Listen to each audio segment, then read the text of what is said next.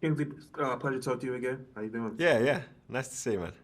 Nice to meet you, man. I got some questions, so let's just jump right into this. Jump in, jump in. Um, bi biopics are pretty good for, revisiting iconic moments and also teaching us things we didn't know about the subject before.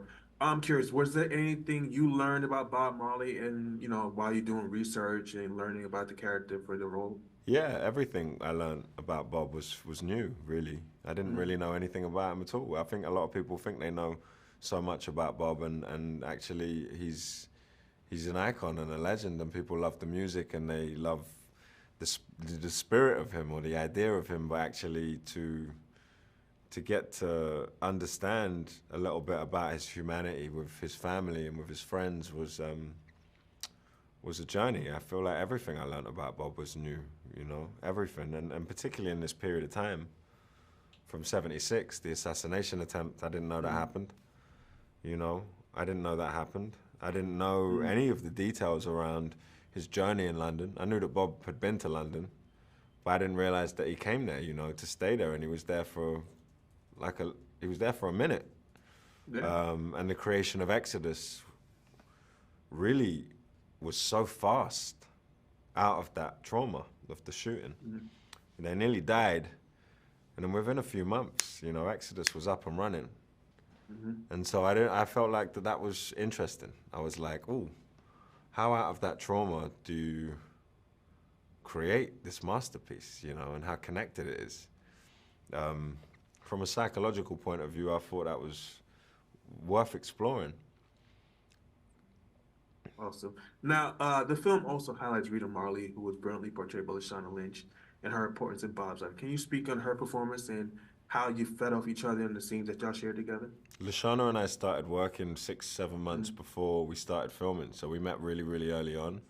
And so every one of the scenes you see me and Lashana in the film has a whole backstory of work and investigation and fine tuning, and what we spoke about was the idea of unconditional love and how we can kind of create a feeling of this bond between them when we're not always talking, but you can still feel it. mm, And so yeah, we had a long lead up, Lashana and I. I think she's a light in the film, and she was a light in my life.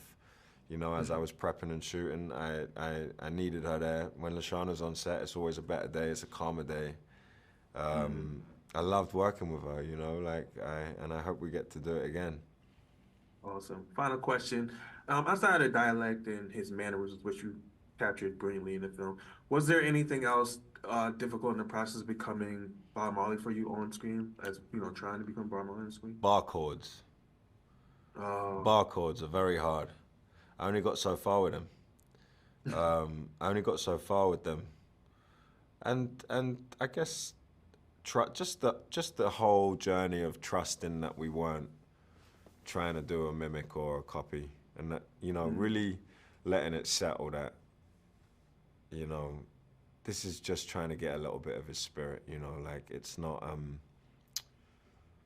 like that took a while. Like psychologically, that just took a while for me to really trust that. And we had to start shooting, and I had to have the family.